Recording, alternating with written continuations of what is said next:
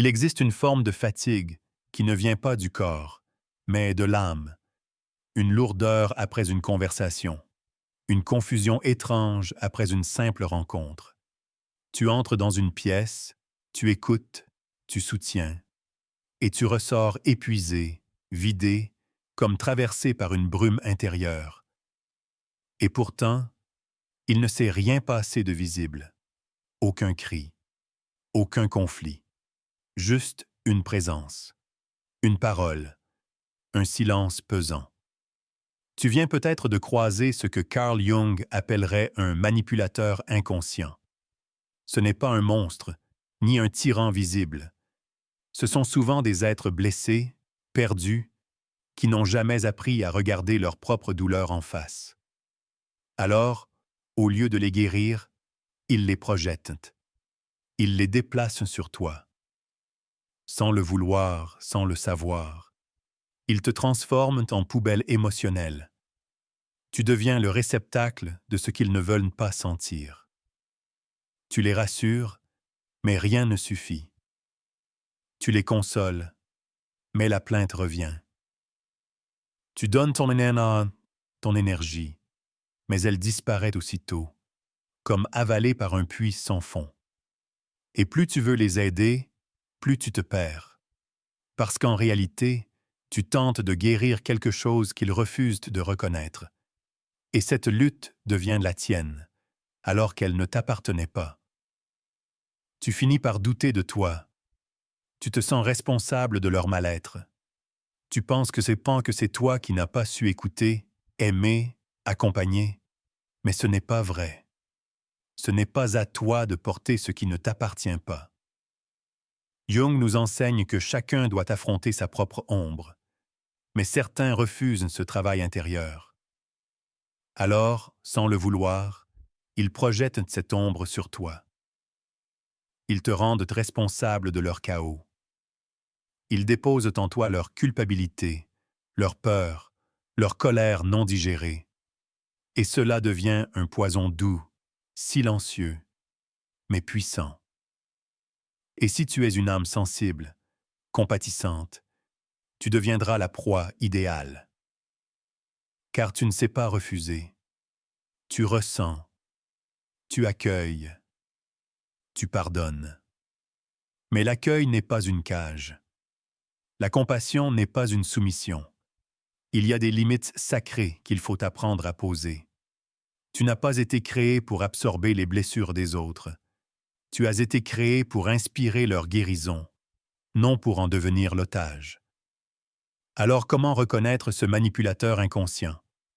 Par ton propre corps, par ton énergie, par ce que tu ressens après son départ. Si tu te sens vidé, flou, en dette émotionnelle permanente, ce n'est pas sain. Si tu ressens que ta clarté s'efface en sa présence, que ton intuition devient muette, que tu n'oses plus exister, alors il est temps de poser des frontières.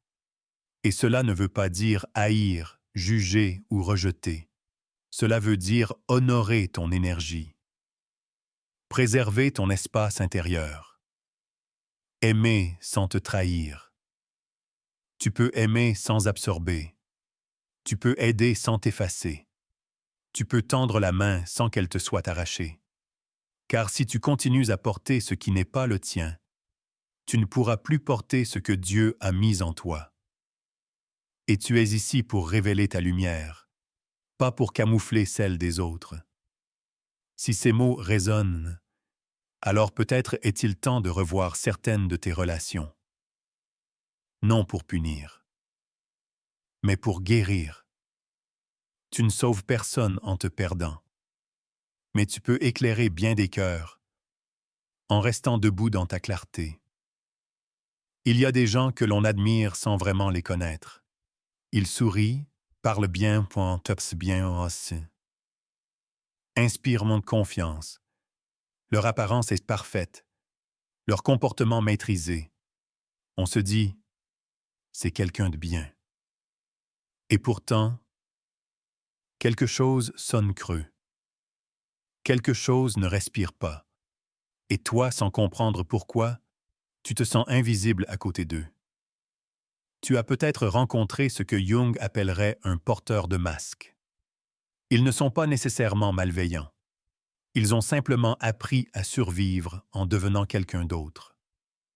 Le moi social qu'ils présentent au monde est une construction, une armure, un personnage. Et plus le masque est réussi, plus il est dangereux, car on ne soupçonne pas qu'il y a un abîme derrière. Ce masque peut prendre la forme de l'humour, de la politesse, du savoir, du leadership. Mais il cache souvent un vide d'authenticité. Et quand tu entres en relation avec une personne qui ne vit pas dans sa vérité, tu es forcé, peu à peu, de sortir de la tienne. Tu t'adaptes, tu te contrôles. Tu dis ce qu'il faut dire, tu deviens aussi un personnage. Et la relation devient une scène de théâtre. Tout semble fluide en surface, mais ton âme s'éteint doucement. Tu ne peux pas parler profondément.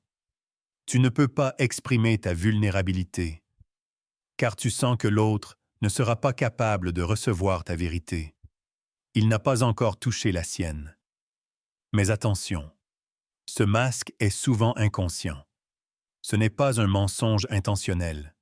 C'est un mécanisme de survie. L'enfant en eux a appris qu'être vrai, c'était dangereux. Alors ils ont appris à être ce qu'on attendait. Et à force, ils ont oublié qui ils étaient. Mais ce n'est pas à toi de les réveiller. Ce n'est pas ton rôle de retirer le masque d'autrui. C'est leur chemin. Toi, ton appel, c'est de ne pas porter le tien. De ne pas t'éteindre dans une relation propre, mais vide. D'oser être authentique, même face à ceux qui ne le sont pas encore. Et si tu restes dans ce genre de relation trop longtemps, tu risques de confondre l'apparence et la profondeur. Tu risques de t'installer dans un lien qui semble beau, mais qui ne nourrit pas. Souviens-toi, ce n'est pas parce qu'une relation est calme qu'elle est saine. Ce n'est pas parce que quelqu'un ne crie pas qu'il est vrai. Le silence du masque est parfois plus destructeur que la colère exprimée. Et ta mission, ce n'est pas de démasquer. C'est de rester vrai malgré l'illusion, d'incarner la vérité, jusqu'à ce qu'elle invite les autres à faire de même. Tu as sûrement déjà rencontré quelqu'un qui semble toujours calme, toujours raisonnable, toujours posé. Une personne idéale, polie, modeste, équilibrée. Et pourtant, un jour, sans prévenir, elle explose.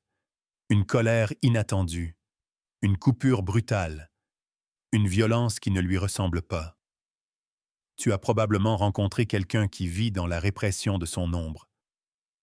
Jung nous rappelle que l'ombre, cette partie de nous que nous refusons de voir, ne disparaît pas. Elle s'accumule. Et plus on la nie, plus elle se manifeste dans l'inconscient. Ces personnes vivent dans le contrôle permanent, pas parce qu'elles sont fortes, mais parce qu'elles ont peur de leur propre profondeur. Elles refusent de ressentir la colère, le désir, la jalousie, le doute. Elles veulent être parfaites.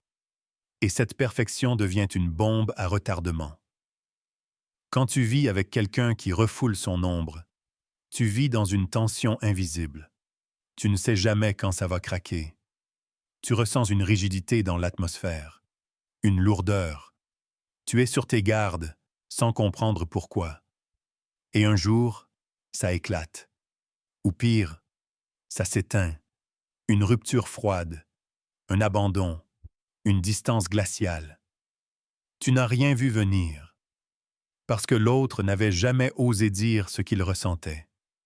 Ce type de personne peut te faire sentir coupable, car elle t'accuse de ce qu'elle n'arrive pas à exprimer. Elle projette sur toi ce qu'elle ne s'autorise pas à vivre. Et sans t'en rendre compte, tu deviens le réceptacle de ces tensions internes. Mais tu n'es pas responsable de cette explosion. Tu es simplement exposé à une ombre mal gérée. Et encore une fois, ce n'est pas à toi de réparer. Ce n'est pas à toi de porter l'équilibre émotionnel d'autrui. Tu peux accompagner, oui, écouter, comprendre, mais tu dois apprendre à protéger ton espace émotionnel. Tu ne peux pas marcher sur des œufs pour quelqu'un qui refuse de marcher en conscience sur ses propres ruines. Certaines personnes ne te crient pas dessus. Elles ne t'humilient pas ouvertement. Elles te corrigent avec bienveillance. Elles te guident, te conseillent, te montrent le bon chemin. Et pourtant, tu ressors de leurs paroles plus petit, plus coupable, plus dépendante. Tu viens de croiser un contrôleur moral. Jung nous montre que la lumière non intégrée peut devenir une forme subtile de pouvoir. Ce n'est pas l'ombre qui fait le plus de mal, c'est la lumière utilisée pour contrôler. Le contrôleur moral utilise des concepts sacrés, Dieu, la foi, la vérité, les principes, non pour élever, mais pour dominer. Il se place au-dessus. Il juge ce que tu ressens. Il te fait croire que ton intuition est un piège, que ton cœur est trompeur. Et tu le crois. Parce qu'il parle bien. Parce qu'il semble spirituel. Mais une vraie lumière n'humilie jamais. Elle éclaire sans blesser. Elle enseigne sans écraser. Le contrôleur moral te pousse à douter de toi-même. Il veut que tu obéisses, pas que tu comprennes. Il veut que tu suives, pas que tu réfléchisses. Il ne veut pas ton éveil. Il veut ton accord. Et cela peut te marquer profondément. Tu peux mettre des années à retrouver ta voix, ta foi, ton autonomie. Alors sois vigilant. La lumière ne juge pas. La lumière révèle avec amour. Protège ton cœur de ceux qui parlent au nom de Dieu, mais coupe ton lien avec toi-même. Il y a des relations où tu te sens vidé et, à chaque rencontre, tu donnes, tu écoutes, tu soutiens. Et il n'y a jamais de retour, juste un besoin constant de plus. Ces personnes ne sont pas toujours violentes. Elles sont souvent douces, affectueuses, en apparence fragiles, mais elles te pompent. Elles vivent à travers toi. Ta force devient leur batterie, ton attention, leur drogue. Et quand tu veux poser une limite, elles pleurent, accusent, menacent. Elles te font sentir coupable de vouloir exister sans elles. Tu es peut-être tombé sur un vampire psychique. Jung dirait que ces êtres n'ont jamais trouvé leur propre centre. Alors ils s'accrochent à celui des autres. Ils ne veulent pas te faire du mal, mais ils veulent que tu sois leur source. Et ce rôle-là t'épuise, parce qu'il n'a pas de fin.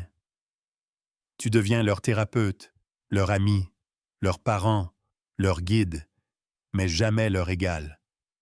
Et peu à peu, tu t'oublies. Tu te vides. Tu vis en fonction de leur détresse. Mais ton amour n'est pas un service illimité. Ton énergie n'est pas une dette à distribuer.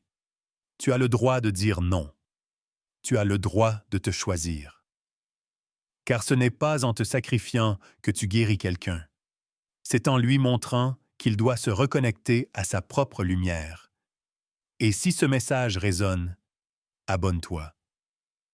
Pas pour suivre, mais pour apprendre à ne plus te perdre dans ceux qui refusent de se trouver.